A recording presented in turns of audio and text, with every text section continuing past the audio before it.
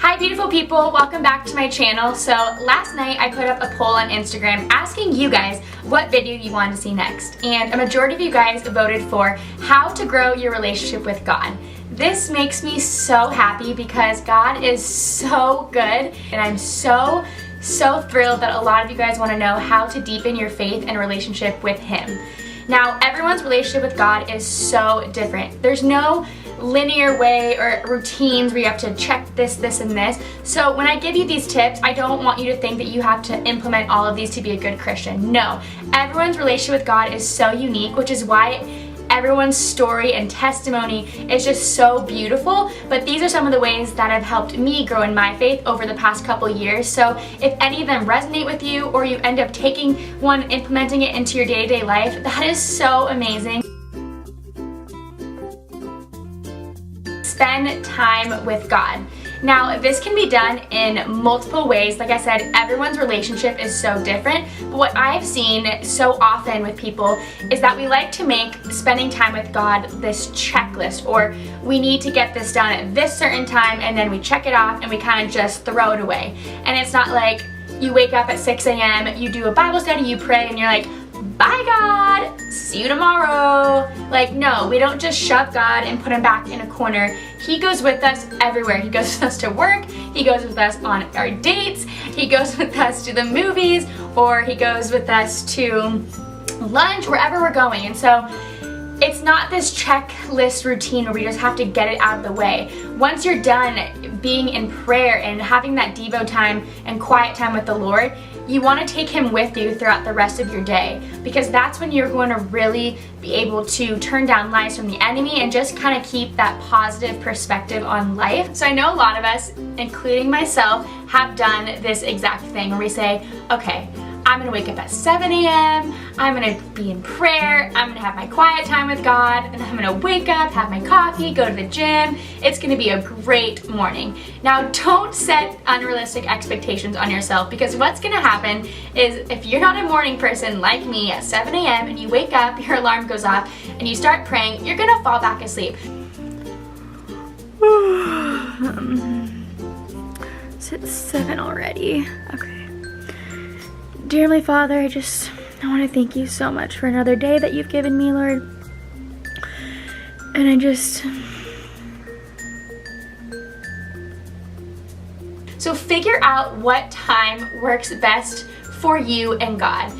You know, if that means on your lunch break at work, going in your car and maybe doing a devotional and praying, do that. Or if that's right before you go to bed, figure out what's going to be best for you, where you have your undivided attention, it's just you and God, and there's no distraction.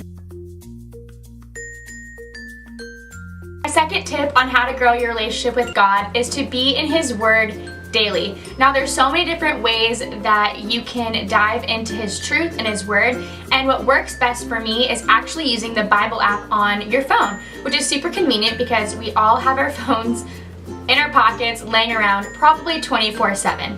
And it's so great because you can create your own custom plan. So, for example, right now I have a couple different ones going on. So I have one called New Day, New You, The Mind Connection, and Here I Am, Lord, Devotions from Time of Grace. So there is over thousands of different plans on heartbreak, on fear, on anxiety, on loneliness, on the mind. There's anything you could ever think of. So if you're going through a specific season and there's something that's really weighing down your heart that you really need to hear God's truth and His promises, you can go in and type exactly what you're feeling, and you can find a plan that will resonate with you. My favorite part about the Bible app is that you can do it with friends. So when you go on and pick a plan, it's gonna ask you if you wanna do a private plan or if you wanna share it with your friends. This is so amazing because this will help you stay accountable. And it's awesome. Not only do you and your friends get to read the same devotional and pray the same prayers, but there's actually a key takeaway section at the end. And every time someone finishes the devotional for the day, they will write everything that they thought about it, how it resonated with them, you know, what God was speaking to them. And then it will notify you on your phone and you'll be able to see exactly what they wrote. My third tip is prayer. I think think a lot of us, since we are human, like to overcomplicate this idea of prayer. I know it's so hard when we go to church and we hear like the youth pastors and the pastors praying these intricate, super intense prayers like, oh Lord Jesus, like, like thou Jesus, your power and this and that. I don't even know how to do it, but you know where they're just so intense and you're like, wow, like they have a gift. Some people have the gift of prayer, and it doesn't have to be this intense thing. Prayer is as simple as a conversation. You can just be like, hi God, like this is what I'm going through today. You know, I'm feeling this way. You know, I really need you to help me keep you at the center, keep my eyes focused on you. It could just be a simple conversation like you're having with your friend. Sometimes too, it's sometimes hard to get the words out that we would like to pray. And that's what's so amazing about God, is because He knows already everything on our heart. He knows exactly what we're trying to say, so when we don't have the words, He does. The next tip is worship. I don't know about you guys, but I connect most with Lord through worship. And everyone can worship differently. For some people, that looks like, you know, listening to Air One and Caleb, which is me. When I'm on my way to work, when I'm on my way to go meet a friend or babysitting, I always listen to Caleb. There's nothing less than scandalous. Just take our place. Just call it what it is. Call it grace. Call it grace. It's just so inspirational.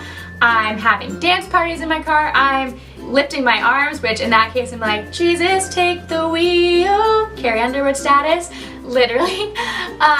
Or that means just shutting your door in your room, you know, putting on Spotify, listening to different songs and just falling on your knees and worshiping. It is such an amazing way just to give thanks and praise to God.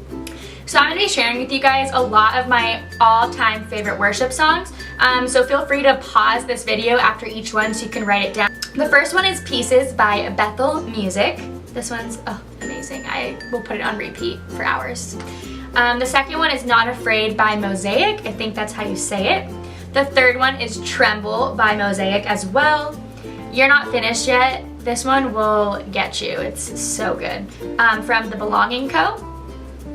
Take Courage, which is Bethel Music. I Surrender, Hillsong Worship. Reckless Love, not one of my favorites. Corey Asbury, I don't know if that's how you say his last name, but I think that's what it is. Next one is So Will I. This one makes me tear up every time I listen to it. It makes me so passionate. It makes, it's just so good. And this one's by Hillsong United. If you haven't heard it yet, it will be your absolute favorite song. And then the last one is called New Wine, also by Hillsong United. My church actually just started singing this for worship, and I'm obsessed with it. The next tip I have for you guys is find a home church. So a little bit of a story time. When I decided that I was going to live in Arizona after I graduated, I really wanted to find a home church. And I was on the hunt for one. I wanted to feel like I was at home. I wanted to feel that community and that passion. And so for 2 months, I was actually church hopping every single Sunday by myself, which, you know, it's nerve-wracking and it's out of your comfort zone to show up to church by yourself almost every weekend. And I went around all over the valley trying to find a church that I could call home. And back in California, I actually went to a mega church called Bayside, which is absolutely amazing, so I'm excited that I'm going home and I'm able to go back there. But I had this expectation in my head where I was like, God, like, I need a mega church. I like being around thousands of people. And it's funny because God was like, that's your plan, not my plan. Actually, I feel like I need to play God's plan in this moment because this is just funny. God's plan. I hope that sometimes I won't. I feel good sometimes I don't. Sorry, I had to do that. But God was like, nope, that's your plan. My will is for you to find a church that has 50 people, which honestly scared me because I had never been in that intimate setting before. And so after months of prayer and after months of searching for a church, I finally came around this church called 2911, which I get chills even talking about it because it has absolutely changed my life. if you guys are looking for a church home, please check them out. I'll put their Instagram up right here. I can't even tell you what it's like. It's something you just have to go and experience on your own, because it is that beautiful and amazing and perfect, and that church is just, oh my gosh, you just have to go and check it out for yourself. But I recommend finding a church home that you can be plugged into, and not only finding a church home, but once you do, serve. I can't tell you how important this is. If you want to connect with God, if you want to connect with others in that community, serving is the best. To spend time with God and ask Him to share what your spiritual gifts are. This is so important because God's given you guys passions. He's given you guys spiritual gifts, and if you could use that to glorify His kingdom, that is what He wants us to do. And so, you know, for some of you, you might find out like, okay, I have the spiritual gift and the passion to work with kids, so go serve in the kids ministry. Or, you know, or you greet people when they come in and out of the door and just welcome them to church. Or that means, you know, you work as a barista at the coffee shop and you give people a cup of coffee. Just figure out what you're good at and what you can do to glorify God, and you will just feel you're getting to see the impact you're making on people, the smiles on everyone's faces, you know, the happiness and the joy that's just in the room and in that church and wherever you're serving. And you really see a difference when you start serving others and taking, you know, the energy off of yourself and always focusing on me. When you focus on others, you just really appreciate and you see how much God's gonna really just change and rock your world. So I just, like I said, find a church home and serve. It is so amazing, and you will have the best time. My last tip for you is to have reminders set up around your room, or have reminders come to your phone. So like, for example, I'll show you around in a second, but I have a letter board in my room and it has the verse, "In Christ I have all I need, He is enough."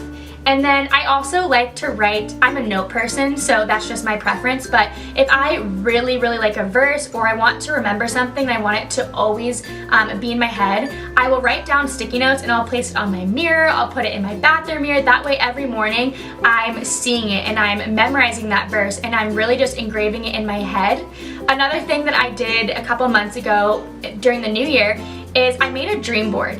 And I wrote down everything that I wanted to, you know, see happen in the year 2018, whether that be, you know, bring 3 people to Christ, or pray after every meal. Whatever your dream board has on it, I have it actually up in my bathroom taped. And so every morning I will choose a different thing to pray over before I go to work or before I start my day. That way I'm remembering, you know, my goals and what I really wanted to see in 2018, and I'm laying at God's feet and I'm praying over it. So those are some awesome ways. And then even on your phone, I like to set a lot of reminders. Again, I love notes, so I'm writing things down, I'm getting things sent to my phone, but have your favorite Bible verses pop up throughout the day. You know, sometimes you forget that you have these reminders and you might be down in the dumps or having like a really off day, and then this reminder will come through and it'll just lift your spirit. So those are just another way to really grow your relationship with God, is to have these little reminders around your room, in your car, or wherever you need to put these, that are really going to help you keep your eyes on God and just stay focused.